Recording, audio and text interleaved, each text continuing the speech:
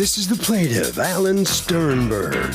He says he was taking his mother to get her nails done, was sitting in the parking lot waiting for a space, and the defendant backed her car into his. He exchanged information with the defendant, got an estimate, and sent it over to her. A few days later, he got a call from a man claiming to be her other half, and he told him this was a scam. He wasn't paying, and here they are. He's suing for $1,938.10, the cost to repair the damage.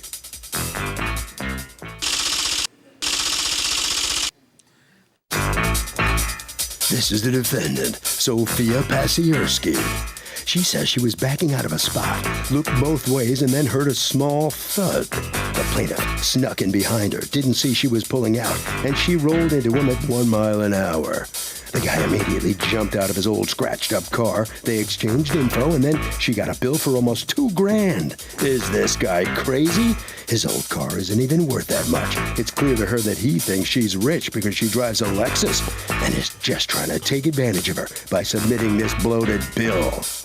She's accused of a backup crack-up.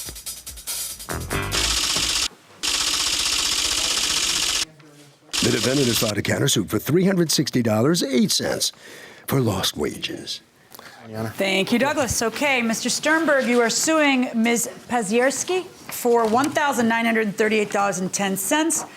The estimate for repairs to your car that you say were her fault. You have a counterclaim against him for lost wages, I presume for today, Yes. for wasting your time? Yes. Okay, let me hear from you. All right. Once a month, I drive my mom to get her hair and nails done. She lives in a senior community about an hour and 10 minutes from my house. I picked her up. I went to the strip mall. You're a good boy. Thank you. I went to the strip mall. That's the strip mall. You have the stores. You have all the spots. Come on over there and show me how it happened. Grab a car. Pick a car, any car. Pick a car, any car. All these spots here are handicap spots. I pulled in here to get a handicap spot because we have a handicap placard for my mom. She's blind and deaf. As I pulled in, the first spot right in front of the hair and nail store, which is here and here, I saw the lights go on the back of their car. They were pulling out. So they pulled out. So now I'm waiting to go into a handicap spot. That's the defendant's car. That's my car. She backed up and smashed my car. The second it happened, she got out of the car. She stated that she's sorry, she apologized, that she was taking her mother somewhere, and that she never looked back, her mother was talking to her. So it was kind of coincidental like that. What were you doing? I was taking my mother for a follow-up visit after her cataract surgery. Oh, you're a good girl, too. So she hit my car. She said to me she had a clean record, and please don't get any insurance or police involved. I'm an hour and a half from home. I said, all right, let me just open my door. I opened the sliding door just to make sure because that's where the damage is. I have a picture and the car right out front. It's right on the sliding door. It opened, it shut smoothly. I got back in my car to move my car into the handicap spot to exchange information. We did that. I have the paper. Yeah, you can go ahead and go back. So you exchange information so the police aren't called out or anything? No call. There was a small dent. I didn't call police. I'm going to be 50 this year. I should have, in my knowledge, learned. I tell my 18-year-old daughter... Well, let me ask you a question. Do you watch a People's Court? Yes, I do. Okay, so then you'll know that I always say, call the police. She yelled, get a cop several times. So then she gave me the information. I figured, listen, she gave me her house address. She gave me her name, first name, cell phone. So we're good. So far, everything's good. What happened, though? So now I called her a couple times, home and cell. Didn't hear from her. One night, about 9:30 at night, I get a number from not either one of the numbers, and now it's a gentleman on the phone.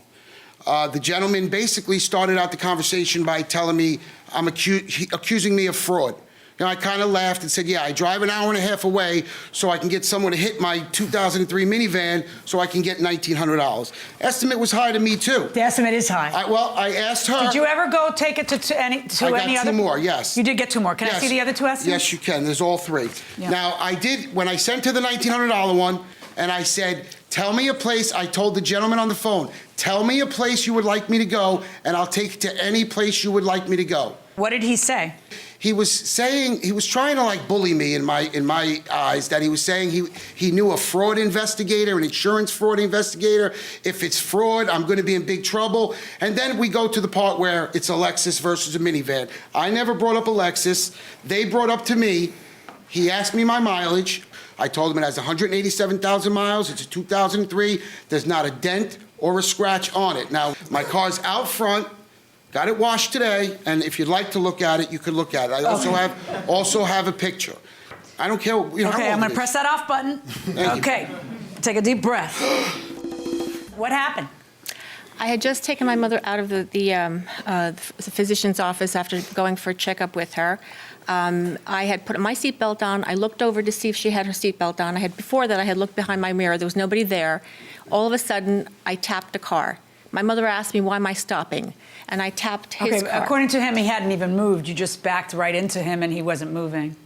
Well, then, yeah. Either way, it would be your fault because you're backing out of his space and he's in the thoroughfare. I don't deny that I tapped his car, but I did not crash into his car. I have a picture of where he entered the... Do you have a picture of his damage? Yes, and I have a picture of mine blown up. Let me see your picture of his damage. That's his car. Okay. I don't deny that I tapped his car. I took a quick photo of the damage. Well, this is more than a tap. But if you look at his photo, there are horizontal scratches. Okay, there's an L-shaped dent in there, and my car would have had some damage, even a paint chip off or something, if I had done all of that damage. My contention is that that damage was pre-existing. I happened to coincidentally tap him. That is your contention? Yes. That you just happened to have hit him in the one spot where he just happens to have the damage. I didn't do all of that damage. And it's just a total coincidence, and that must have been there before. And your evidence to support such an accusation would be what? Those photos.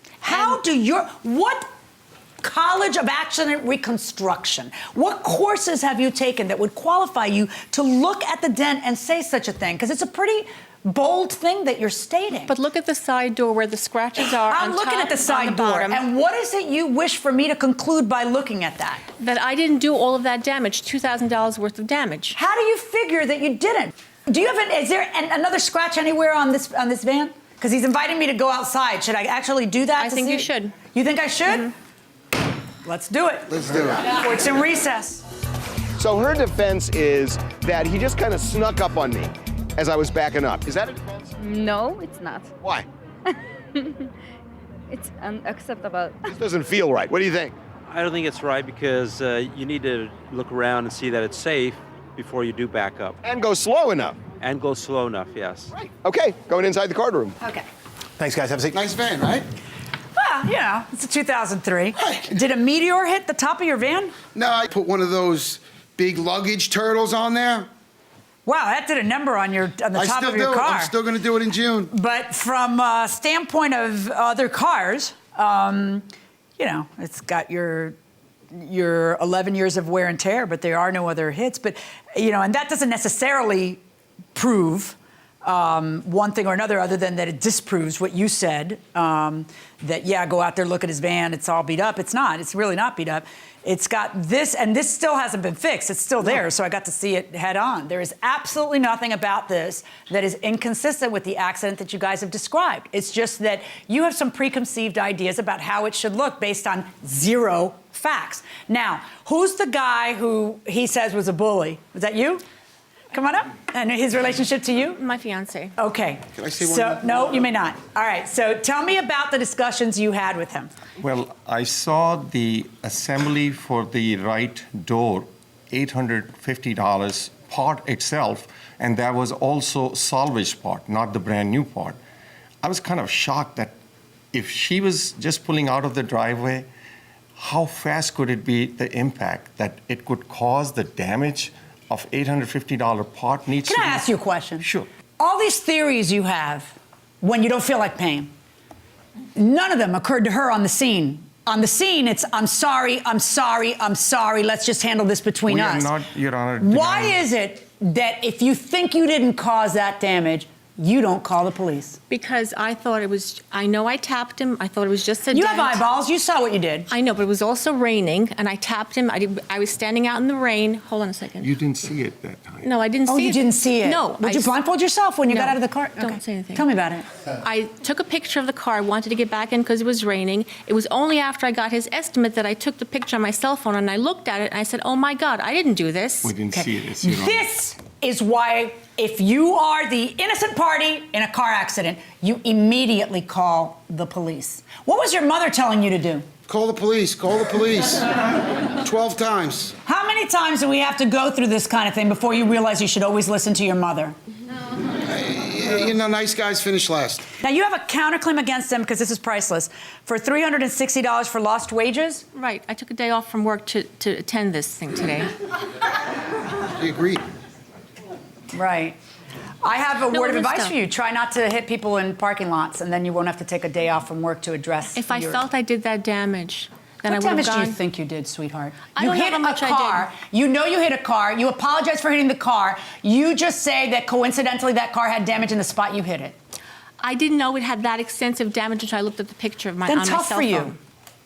Then tough for you, because you don't have, it's insulting. It is insulting. That's why I'm angry, because you hit a car, you know you hit a car, you have an opportunity to look at the car, but your answer is, we didn't really look at it. And then you can't wait to worm your way out of responsibility afterwards. It's Wow. insulting. And it's insulting because you don't just say, oh, that damage shouldn't cost that much. You have the audacity to call him a fraud. That's didn't the believe part him. that I is didn't really believe him. unnerving. He must have had that damage and he's trying to pin it on us. No, you know what? Pay the guy. I'm going to pick one of the three estimates that I think, because I do think the 1,900 is kind of high. So of the three estimates, no, I don't want to hear anymore.